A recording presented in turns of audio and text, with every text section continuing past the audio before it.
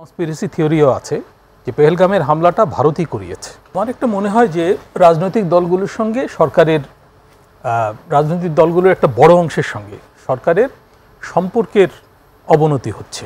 আমাদের এখানে যাতে এই যুদ্ধের সাংস্কৃতিক এবং রাজনৈতিক প্রভাব না পড়ে। আমাদের আলোচনার অবধারিত বিষয় হচ্ছে পাক ভারত যুদ্ধ পুরোপুরি বলা যাবে কি না সেটা নিয়ে কিন্তু প্রশ্ন আছে। মানে পরস্পরের উপর হামলা প্রতি হামলা চলছে, সূত্রপাত করেছে ভারত, তাই না? এবং এইরকম একটা সূত্রপাত যে হবে এটা কিন্তু কোট আনকোট প্রত্যাশা করা হচ্ছিল, মানে হওয়ারই কথা। কারণ দুই দেশে যে উত্তেজনা ছড়িয়েছে এই পেহেলগামের যে হামলা, সন্ত্রাসী হামলা, এটা ঘিরে,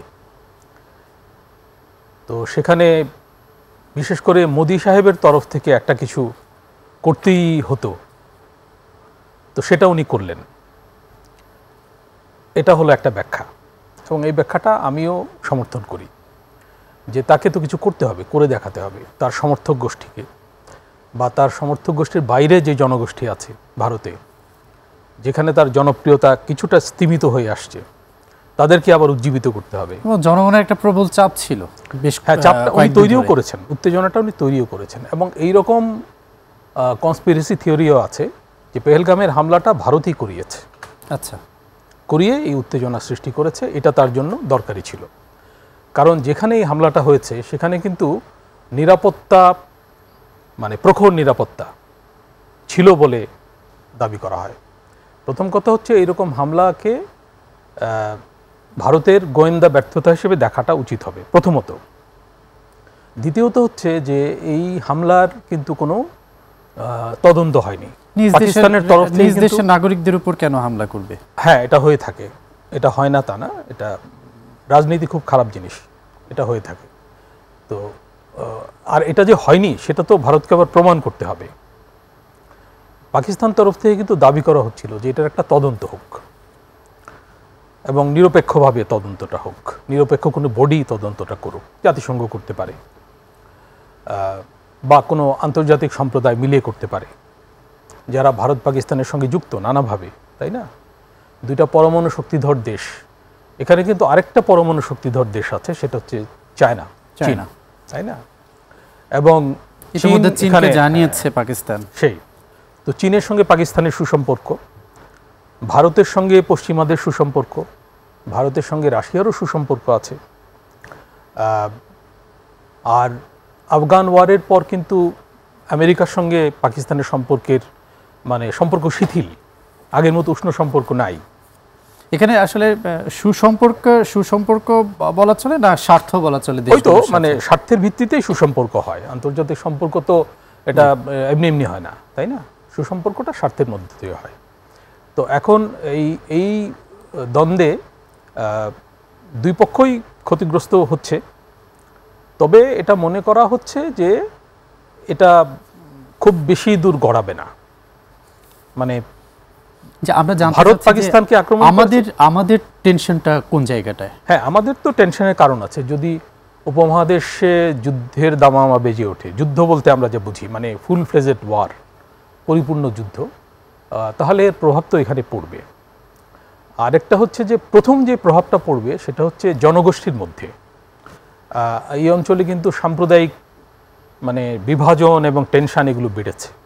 আমার একটা মনে হয় যে রাজনৈতিক দলগুলোর সঙ্গে রাজনৈতিক দলগুলোর একটা বড় অংশের সঙ্গে সরকারের সম্পর্কের অবনতি হয়েছে এর মধ্যে, এবং এই কারণে সরকার তাদের অ্যাভয়েড করছে এবং তারাও সরকার থেকে একটু দূরে অবস্থান করছে। আমার মনে হয় যে এটা ঘটেছে।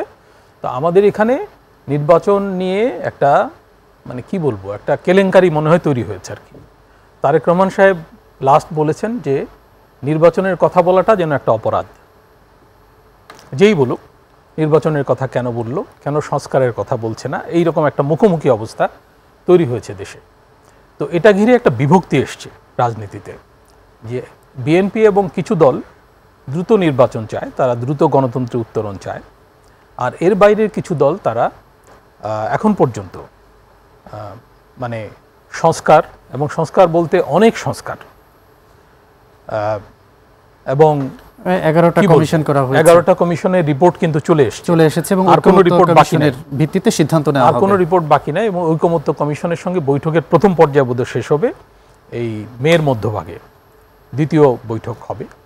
তো তাদের একটা টাইমলাইন আছে যে 6 মাসের সময়সীমা ঐকমত্য কমিশন, এর মধ্যে তারা জুলাই চার্টার প্রকাশ করবেন। হ্যাঁ, তো এটা নিয়ে ব্যস্ততা আছে, চলছে। আজকেও একটা বৈঠক হয়েছে সম্ভবত নাগরিক ঐক্যের সঙ্গে, বিএনপির সঙ্গে 3 দিন বৈঠক হয়েছে, লম্বা বৈঠক। তো আমরা দেখছি অনেক ব্যাপারেই রাজনৈতিক দলগুলো একমত, কিন্তু কিছু ব্যাপারে ভিন্নমত আছে, এবং এটা খুবই স্বাভাবিক। সবাই একমত হবে না, এবং সবাই একমত হওয়া স্বাভাবিকও না। সবাই একমত হয়ে গেলে তো বাকশাল হয়ে গেল। আচ্ছা, তো সেটা তো কোনো স্বাভাবিক পরিস্থিতি না, তাই না? সরকারও বলেছে যে ঐকমত্যের জায়গাগুলো ধরেই ওনারা বাস্তবায়নের চেষ্টা করবেন, কিছু বাস্তবায়ন হবে নির্বাচিত সরকারের সময়। যাই হোক, এই প্রক্রিয়াটা চলার পাশাপাশি যে কথাটা আপনি বলছিলেন যে বিভিন্ন প্রশ্নে জাতীয় ঐকমত্য তৈরির চেষ্টা সরকার কেন করছে না, আমি মনে করি যে পাক ভারত এই যে সংঘাত শুরু হয়েছে, সেই ব্যাপারে সরকার কি অবস্থান নেবে সেটা নিয়েও কিন্তু রাজনৈতিক দলগুলোর সঙ্গে বসতে পারে, কথা বলতে পারে। এবং এতে প্রথমত যেটা হবে যে আমাদের এখানে যাতে এই যুদ্ধের সাংস্কৃতিক এবং রাজনৈতিক প্রভাব না পড়ে। আমি শুরুতেই বলেছি এটা, যে এখানে এটা ঘিরে কিন্তু একটা সাম্প্রদায়িক একটা বিভাজন এবং একটা টেনশন তৈরি হতে পারে। আপনি বলছিলেন যে ফেসবুকে দেখা যাচ্ছে, আমিও দেখেছি ফেসবুকে দুভাগ হয়ে গেছে, ভারত পাকিস্তান।